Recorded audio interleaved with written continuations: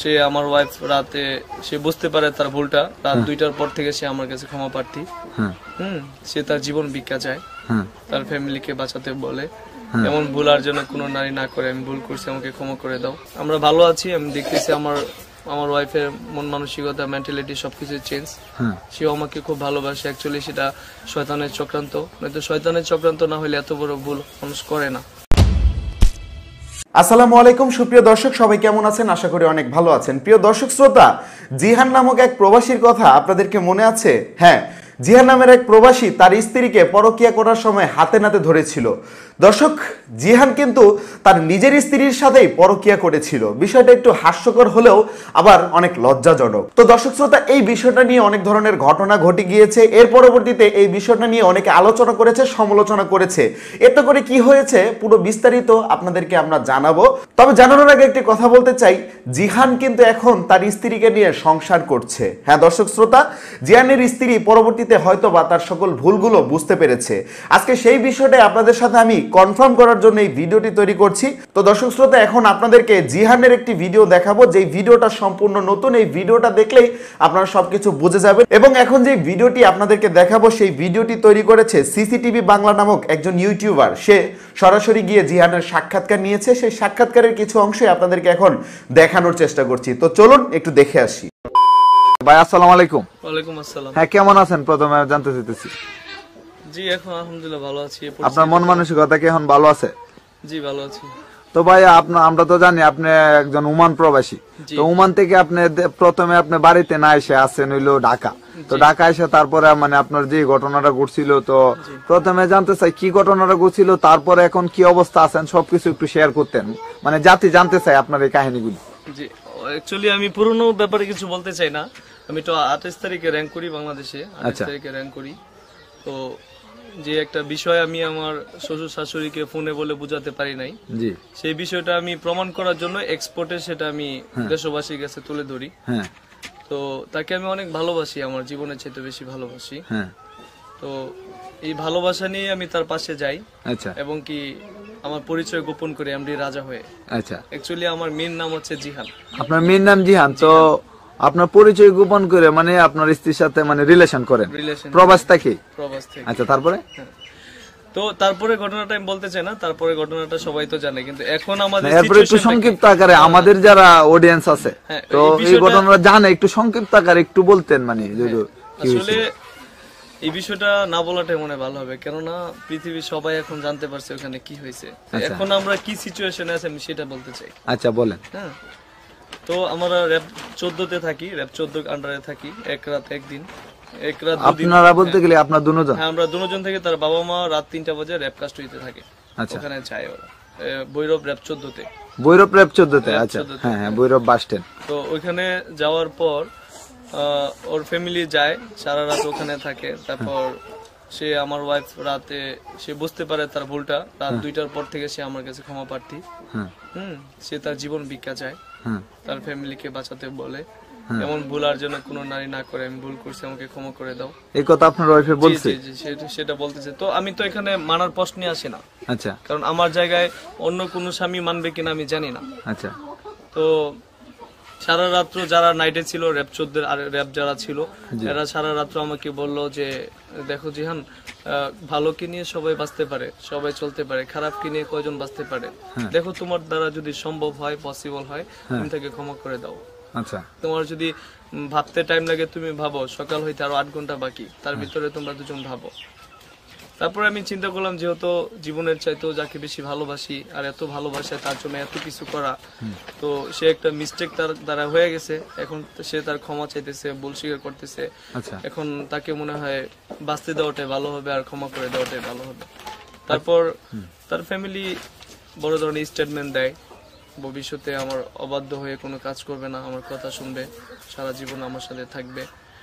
তো আমার যদি কোনো ক্ষতি হয় তার রেফারেন্স ওরা নেবে, সেই ধরনের কিছু এভিডেন্স স্টেটমেন্ট তারা দেয়। তো সেই ক্ষেত্রে র‍্যাব বলছে যে ওই দিনই, তার পরের দিন র‍্যাব বলছে, তার ফ্যামিলিকে বলছে, আমার শ্বশুর শাশুড়িকে বলছে, আপনারা ওকে নিয়ে আপনার মেয়েকে জিহানের বাড়িতে রেখে আসবেন, প্লাস ওইখান থেকে আমাদেরকে ফোন করবেন। তো আমার শ্বশুর শাশুড়ি আমাদের বাড়িতে রাখার পর র‍্যাব 14 কে ইনফর্ম করে। তো এখনকার যে বিষয়টা আমরা ভালো আছি, আমি দেখতেছি আমার ওয়াইফের মন মানসিকতা, মেন্টালিটি সবকিছু চেঞ্জ। সেও আমাকে খুব ভালোবাসে। অ্যাকচুয়ালি সেটা শয়তানের চক্রান্ত, নয়তো শয়তানের চক্রান্ত না হলে এত বড় ভুল মানুষ করে না। আচ্ছা, একটা বিষয় আমরা আপনার কাছে জানতে চাইতেছি। তো আপনি বললেন র‍্যাব 14 মধ্যে আছিলেন এক রাত। তো আপনার মানে আপনার ঘটনাটা আপনার যখন এই যে কুলিয়ারচর কালনী ব্রিজের মধ্যে ঘটনাটা ঘটছে, তারপরে র‍্যাব 14 মধ্যে আছিলেন নাকি তার আগে? তারপরে আচ্ছা, ঘটনাটা তখন মানে আমরা জানতে চাইতেছি, তো ঘটনাটা কিভাবে এরকম উচ্ছৃঙ্খল কি জন্য হইলো? তো আপনারা তো এই জিনিসটা একটু ভালোভাবে এটা সমাধান দিতে পারলেন না। এটা তো মানে পুরা মানে একটা উচ্ছৃঙ্খলটা এই জন্য হয়েছে যে সে তো জানে না, সে জানে তার স্বামী জিহান জানুয়ারিতে আসবে। আচ্ছা, জানুয়ারিতে আসবে, কিন্তু আমি যে রাজা হয়ে তার সাথে একটা বন্ধুত্ব করলাম, সম্পর্ক করলাম, যাই হোক গার্লফ্রেন্ড বয়ফ্রেন্ড একটা সম্পর্ক করলাম, সে তো জানে না। তো জানে না, এটা কিভাবে না জানে? তো অনেকে তো বলতেছে তো এটার মধ্যে এই ঘটনার পিছনে অনেক কিছু লুকোচুরি আছে। তো না জানার কারণ কি? আপনার সাথে তো একটা লোকে যখন দেখা করবো, অবশ্যই আপনার ছবি বা আপনার ভিডিও কল আপনার দেখা, এই বিষয়টা একটু ক্লিয়ার করতেন। আমার ছবিটা যখন সে চায় তখন আমি আমার ফ্রেন্ডের ছবি দিই। আচ্ছা, তখন যখন আপনার সাথে কথা বলতে চাই, হ্যাঁ, যখন আমার সাথে কথা বলতে চায় তখন আমি বলি যে আমি ভিডিও কলে অডিও কলে কথা বলতে পারবো না, সরাসরি মিট করবো। আচ্ছা, মানে আপনি খুব বিজি এরকম কিছু দেখেছেন? না, বিজি না, আমি এগুলো কথাই বলবো না, সরাসরি আপনার সাথে মিট করবো। আমি চ্যাট করতে পছন্দ করি, চ্যাট করবো। আচ্ছা, তাহলে আমাকে রাখতে পারেন, না আমাকে ব্লক করতে পারেন, সেটাই। তো এখন আমার একটা দেশবাসীর কাছে একটা কথা, যে একটা দরখাস্ত দেশবাসীর কাছে আমার একটা অনুরোধ, যে আমাদের যে ঘটনাটা হয়ে গেছে, তো আপনারা সবাই আমার পাশে ছিলেন, বাংলাদেশের সবাই প্রবাসে যারা আছেন সবাই আমার পাশে ছিলেন, অনেক সাপোর্ট আমি পেয়েছি, সবার কাছে আমি কৃতজ্ঞ, সবাইকে ধন্যবাদ। কিন্তু এখন আমার একটা রিকোয়েস্ট, ইউটিউবার ভাই যারা আছেন, দয়া করে আমাদের পিছনের যে ঘটনাগুলো কাটাছিড়া করে আমাদের ছবি এডিট করে অন্য মানুষের রেকর্ডিং দিয়ে, এটা জিহান আয়েশার রেকর্ডিং, এগুলো আসলে মিথ্যা। আমাদের কোনো রেকর্ডিং কোনো কিছু ইন্টারনেটে এখন পর্যন্ত ইন্টারনেট নাই।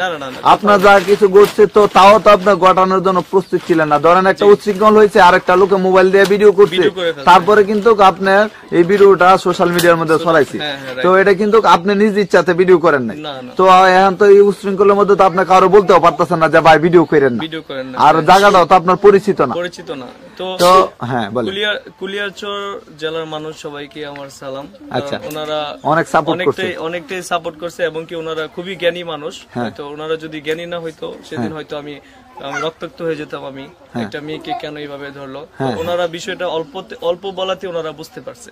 তো সেজন্য ওনারা অনেক সাপোর্ট করছে। হ্যাঁ, এবং কি ওনারা বলছে যে একটা ঘর ভাঙা একটা মসজিদ ভাঙা সমান কথা।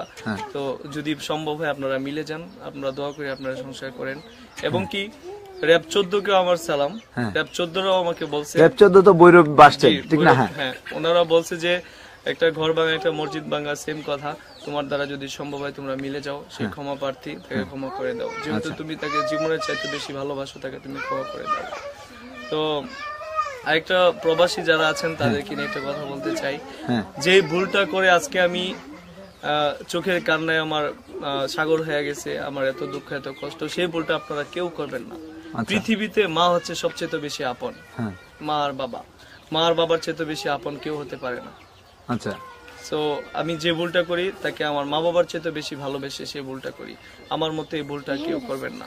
কিন্তু ভালোবাসা তো মানে একটা ভালোবাসা আছে ভাইয়া, যে মন থেকে একটা ভালোবাসা আছে। আপনি তো মানে ওকে সবকিছু দিয়ে ভালোবাসেন, মানে আপনার মধ্যে কোনো কিছুই রাখছেন না। একটা আমি যতটুকু জানি, আমার ক্ষেত্রে বলি, একটা মানুষের বাঁচতে হলে তার ভিতরে কিছু ভালোবাসা থাকতে হয়।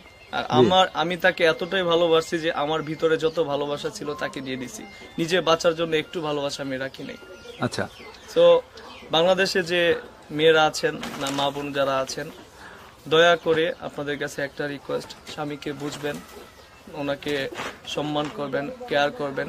তো ভাইয়া আরেকটা কথা আপনার কাছে ক্লিয়ার করতে চাই, তো যেহেতু আপনার ওয়াইফ মানে ইউটিউব ফেসবুকের মধ্যে আপনার ওয়াইফ ভাইরাল হয়েছেন, হ্যাঁ, তো মানে অনেকে তো দেখতে চাই যে আপনার দুইজন যেহেতু মিল হয়েছেন, তো দুইজন একটু একসাথে একটু কথা বলতেন এই বিষয়ে।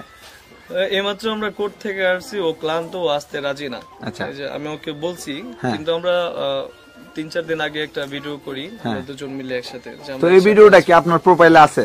হ্যাঁ এমডি রোবেল একটা আইডিতে আছে। তো আপনার মোবাইলে তো আছে। হ্যাঁ তো এই ভিডিওটা মানে আমাদের দর্শকটার সুবিধার ক্ষেত্রে আপনার ওয়াইফ যেহেতু ক্লান্ত আমাদেরকে একটু দিয়ে দিবেন, কারণ হলো আপনার এই ভিডিওটা যাতে আপনার যাতে আপনার মানে ক্লিয়ার কথাটা জানতে চাই। আরেকটা কথা আপনি বলছেন কি যে এই যে রেকর্ড গুলি যে ভাইরাল হইতেছে এগুলা মানে সব ফেক, এগুলা মিথ্যা, মানে আপনার ফোন রেকর্ড গুলি যেগুলি ভাইরাল হয়েছে সবগুলি ফেক। সব fake, আপনারা এই পর্যন্ত কোনো রেকর্ড ইউটিউব ফেসবুকে কোনো সময় ছাড়েন নাই, ঠিক না? আর আপনার মানে আমি যেটা দেখলাম আপনি এর পরবর্তীতে একটা ফেসবুক লাইভে গেছেন যে বলছেন যে এরকম আপনার সাথে একটা ঘটনা ঘটছে, প্রবাসী ভাইরা যাতে এরকম ভুল আর না করে, তো এরকম একটা সাক্ষাৎকার দিচ্ছেন আর কি। জি জি। তো দর্শক শ্রোতা, আপনারা সম্পূর্ণ সাক্ষাৎকারটি দেখলেন। তো এখন আমি আপনাদের উদ্দেশ্য করে কিছু কথা বলতে চাই। মানুষ মাত্রই হয়তো বা ভুল করে, ভুল মানুষেরই হয়, কোনো গরু ছাগল পশু প্রাণীর ভুল হয় না। তো সেই ক্ষেত্রে জিহানের স্ত্রী অনেক বড় ভুল করেছে এবং তার ভুলের জন্য যদি তার অনুতপ্ত হয় তাহলে সেই ক্ষেত্রে কিন্তু আমাদের কিছু করার নেই। তো এখন জিহান যেহেতু সেই বিষয়টা মেনে নিয়েছে, তার স্ত্রীর সাথে সংসার করছে, আপনার আমার কেন এত মাথা ব্যথা থাকবে? আর দর্শক একটি কথা বলছি, জিহান কিন্তু তার নিজের স্ত্রীর সাথেই পরকীয়া করেছিল, এমন কিন্তু না যে ওই মেয়েটি অন্য বিভিন্ন পুরুষের সাথে সম্পর্ক করার সময় জিহান তাকে ধরেছে। তো সেই ক্ষেত্রে জিহান পরবর্তীতে সবকিছু মেনে নিয়েছে, তো তারা অনেক ভালো আছে, সুখে আছে, এটাই হচ্ছে সবচেয়ে মূল কথা। তো আমি একটি কথা বলতে চাই আজকের এই ভিডিওর মাধ্যমে, আপনারা প্লিজ এই বিষয়টা নিয়ে আর বেশি মানে হচ্ছে বার্গেনিং করবেন না। আসলে আমি দেখছি অনলাইনে হচ্ছে কি আপনার জিহানের গোপন ভিডিও ফাঁস হচ্ছে, জিহানের স্ত্রীর গোপন ভিডিও ফাঁস হচ্ছে, গোপন কল রেকর্ড ফাঁস হচ্ছে, এগুলো আসলে সবকিছু ভাই ভণ্ডামি। তাই সবাই ভণ্ডামি থেকে বিরত থাকেন, ভালো থাকেন, সুস্থ থাকেন, আর অবশ্যই এই ভিডিওটাকে শেয়ার করবেন। ধন্যবাদ সবাইকে, আসসালামু আলাইকুম।